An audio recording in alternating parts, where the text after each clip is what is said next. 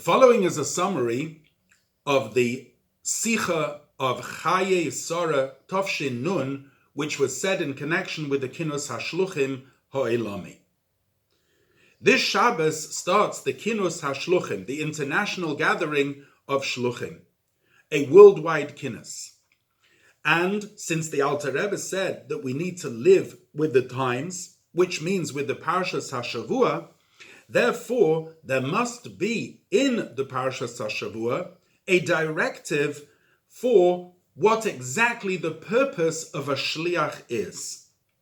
In fact, the vast majority of the parsha talks about the shlichus of Eliezer, the mission of Eliezer to find a wife for Yitzchak, and that continues in the parsha of Toldos, which seemingly this sending of Eliezer was a one-off story, and nevertheless the Torah says it and repeats it, and therefore there must be some eternal lesson and directive that we can gain from this story in the concept of shlichus.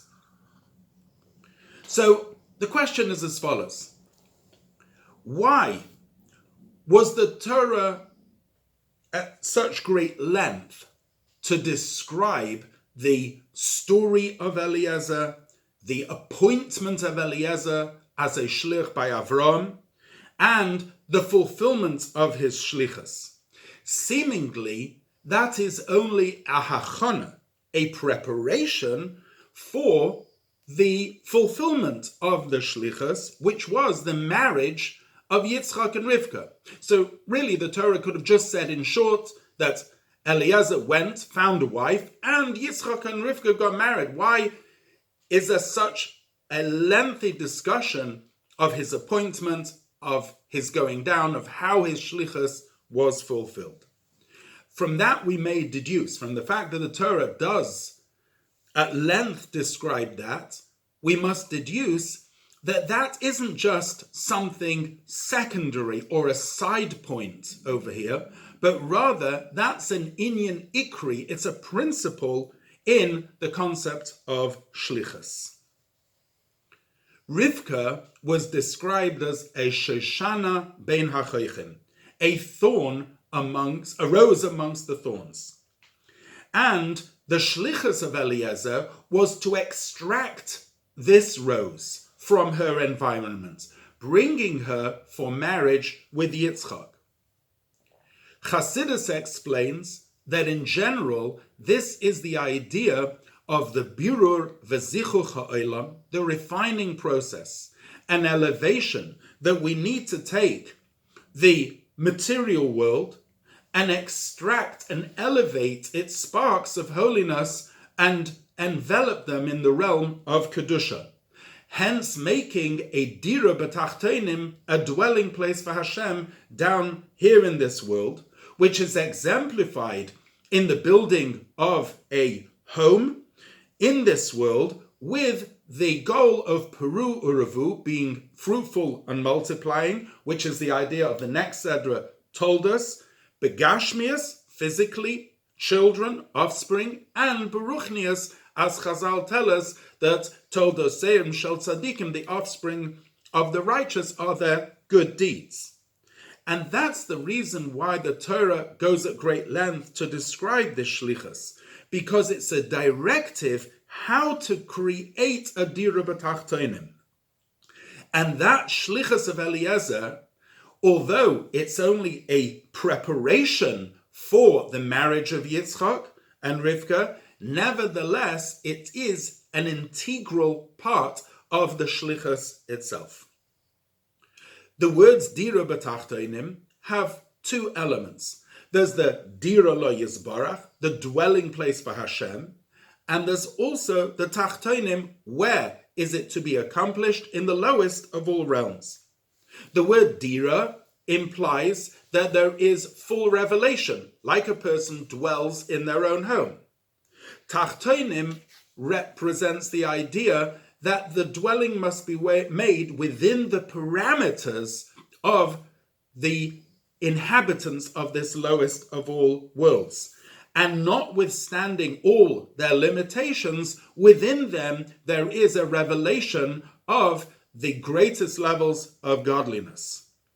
And in order to accomplish that, therefore, there needs to be in the creation of the dira two things. First of all, it needs to be made by a tachtoin. In other words, by a shaliach, by an emissary of HaKadosh Baruch Hu, because since the dira b'tachtoinim is to be made within the tachtoinim, it needs to be made by a tachtoin. And hence, HaKadosh Baruch Hu makes every single soul a shaliach, sending the soul down here into the world, being enclosed in the body and in a certain environment, in order that the shliach can become a separate existence, but together with that, fully cognizant of the fact that it is an emissary of HaKadosh Baruch Hu, and it is to make a dira lo yisbarach in the tachtonim. So now we understand why there's such great length in the parsha about the minui, the appointment of Eliezer by Avram, and his actually going down. Because you have two things over here. First of all, the minui, the appointment of Eliezer by Avram was so important because from this we understand that Eliezer is going b'koyach hamashaleach, with the power and empowered by the one that is sending him. And at the same time, the story itself is quite clear that the story must take place within the parameters of the tachton itself. In order to better understand the shlichus of the soul in making a dira b'tachtonim, let us have a look at the concept of shlichus as it is in the human realm and its parameters in halacha. The Acharonim bring that there are in fact three levels in the appointment of an emissary. The first level is that the shliach is an independent being and all his deeds belong to him. He's something quite independent than the one who's sending him. Nevertheless, in a particular detail where the sender tells the shaliach to do something, in that sense, the shaliach is moitzi the meshaleach. In other words, he fulfills the obligation, if you want, of the meshaleach, the one who's sending him, by doing the actual action. But in general, the shaliach is an independent being and his deeds belong to him. The second level of shlichus is, true, the shaliach still remains an independent being. However, all his deeds become literally as the one who's sending him is actually doing them. In other words, the maaseh, the deed, is that of the meshaleach, because it's as if the meshaleach, the one sending, has overtaken, if you want, that area of deed within the shaliach. The highest level of shlichus is that the shliach is no longer an independent being, but the entire being of the shliach is transformed into that of the meshaleach, of the sender. As we say, shluchei shel adam k'moisei mamash. He's literally like the one who's sending him.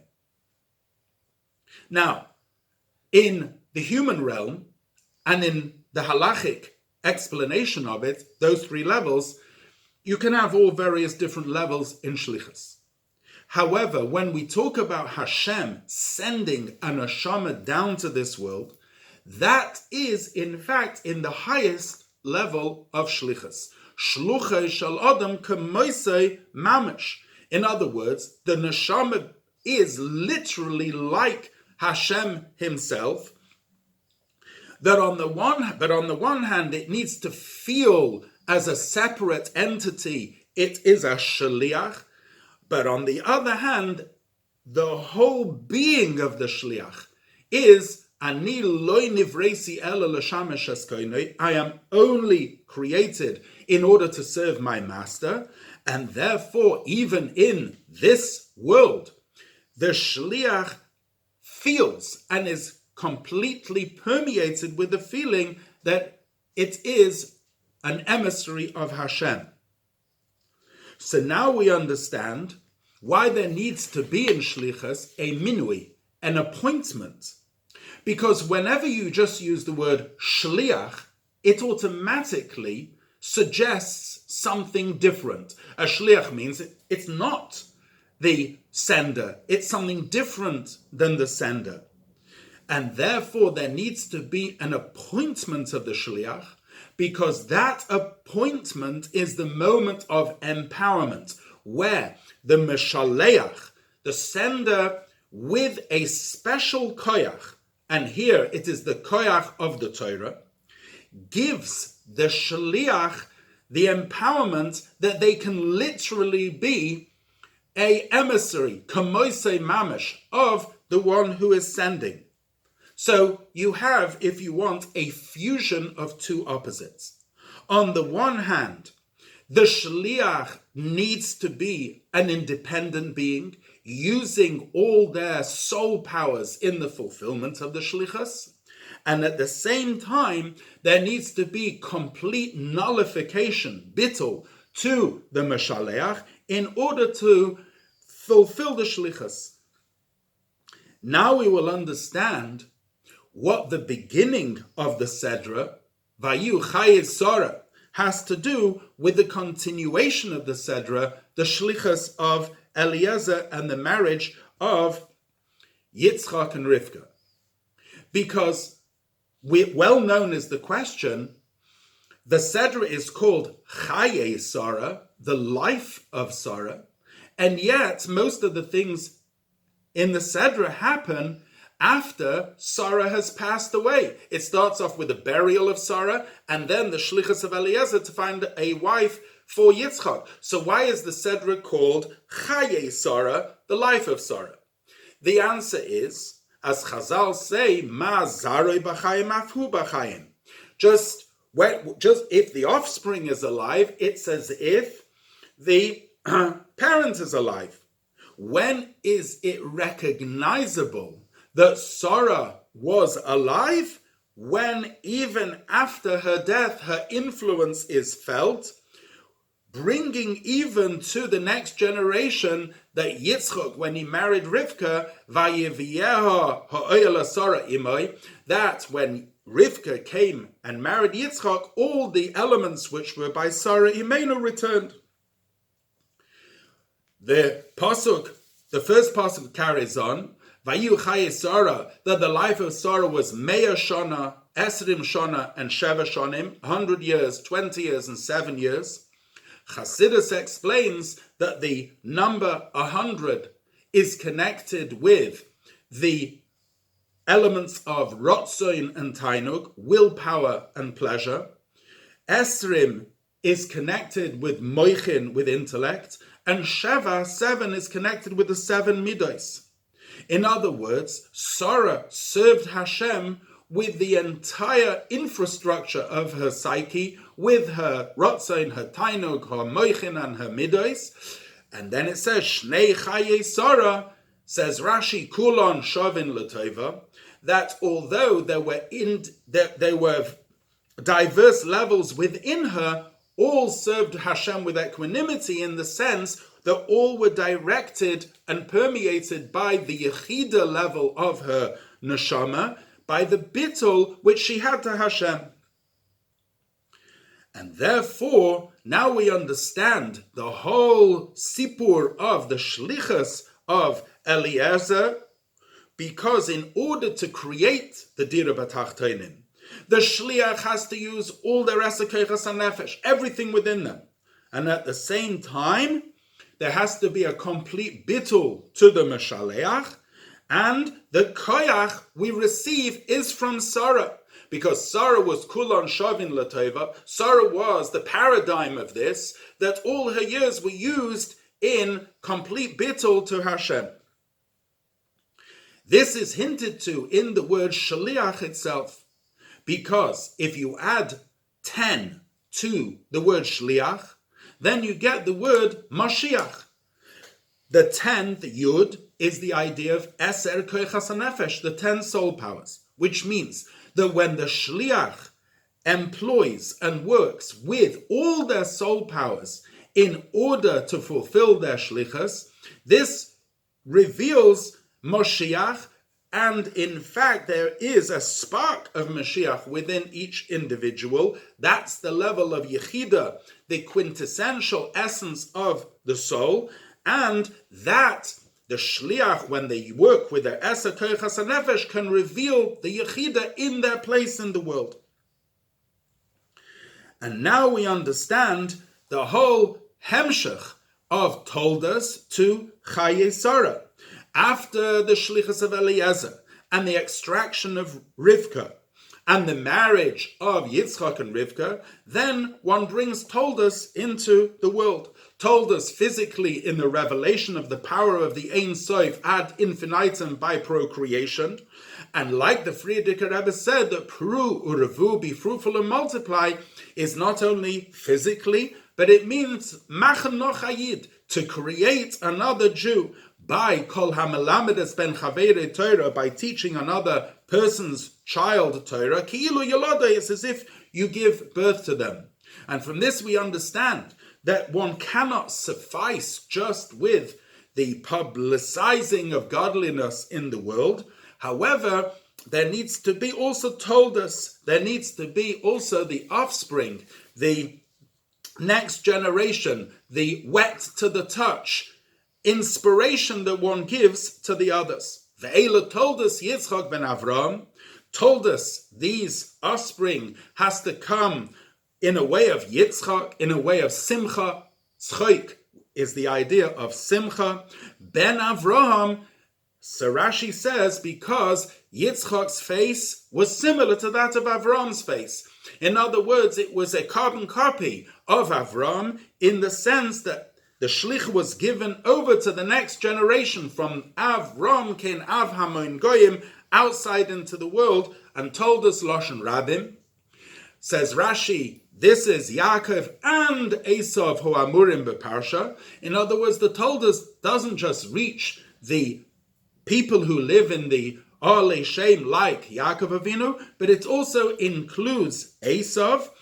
Esav, as he is Amurim beParsha, which means elevating Esav, who is an Ish Sadeh, and revealing within him his root in Oires to Tohu, in the lights of Tohu. He also needs to be elevated. So now we get the whole flow of the previous Sedras. First of all, there's the Sedra of Lech Lecha, Areisgein von sich, to go out of one's own desires and limitations. Then Vayera, there's the Gilui, the revelation of godliness. Then there's Chayei Sarah, which means that a person needs to serve Hashem with all their soul powers, the 100, the 20, and the 7, and has to be within the parameters of the world, at the same time permeated with bittul, and then you get Toldos, and then you can create offspring. And of course, all of this is one and connected with the Kinus Hashluchim, with the international gathering of the Shluchim. Because when Shluchim come together, what is emphasized is that there is the Metzius, the being of every individual Shliach, and at the same time, you have the complete bittul to the Meshaleach. In other words, the Dova v'hipuchai, the fusion of opposites, is in the word Kinus Hashluchim. Kinus is a singular expression, Shluchim is a plural. The idea is, as yes, they are Shluchim in the sense all individuals that go out, but nevertheless, Kinus all gathered together in the fulfillment of one aim. And it is a Kinus Hashluchim ha'olami, the word olam coming from the word helem, that the idea is that they should all have a tremendous effect in removing the helem, in removing the concealment of the world. And this all takes place in a Beis HaKnesses and in a Beis HaMedrash with a singular matara, with a singular goal of fulfilling the Ratzon of the Meshaleach, Lases Lo Yisborach Dira B'Tachtonim. All this is even more emphasized in Shnas HaArboim, in 40 years. The year this Sicha was said was Tafshin Nun, 1990, which was 40 years after 1950, when the Rebbe took the mantle of leadership. Yitzchak was 40 years old, Bekachtoyas Rivka, when he married Rivka. And Chazal say, a person doesn't fully appreciate the mind of their teacher until after 40 years. As Moshe Rabbeinu said, after 40 years in the wilderness, that Hashem gave the Yidden a leiv lodas, an understanding heart, einayim lirois, eyes to see, and oizen lishmaya. And similarly, from 1950 until now, we have reached a certain level of completion in understanding what the Meshaleach wants, and a bittul to the Meshaleach, to the Rebbe, in order to further fulfill the Shlichus. And the Achdus, the unity, which is here by the Kinus, this will increase efforts of every shliach when they return to their place, by remembering what happened at the Kinus, the camaraderie, the gathering the Torah, increasing in the Peru Uravu, in Machnoch Yid, in the creation of another Yid when they return home. And therefore, it would be appropriate to create a memento of this Kinus by creating a book in which there would be an album of pictures of all the Hashluchim and their families, and some Chidushei Torah novel ideas, and also good decisions which were taken by the Kinus, so that all the Shluchim could look back into the book and remember the Kinus and increase in all their efforts of the Shlichus. It's also appropriate to mention what has been mentioned on previous Shabbos, the idea of gathering people on Shabbos and learning Torah with them, especially learning one item of Torah from the Parshas HaShavua, which is equal to all. Also, one should mention that the Siyum Rambam, that year the Siyum Rambam was on the Sunday, and the Rebbe asked that all should attend the Siyum. It should be B'Roivam Hadras Melech, and this adds kavod to the Torah, kavod to Rabbonim, and it should be well attended, and of course add in Torah learning. And all that, as the Rambam finishes his Sefer Mishnah Torah, should bring to Umala Haaretz Dea Es Hashem, that the whole world should be filled with the knowledge of Hashem through the efforts of all the Shluchim and their Shlichas, creating a Dira Lo Yisbarach. Bebias Mashiach Tzidkenu, it should happen takef umiyad mamash.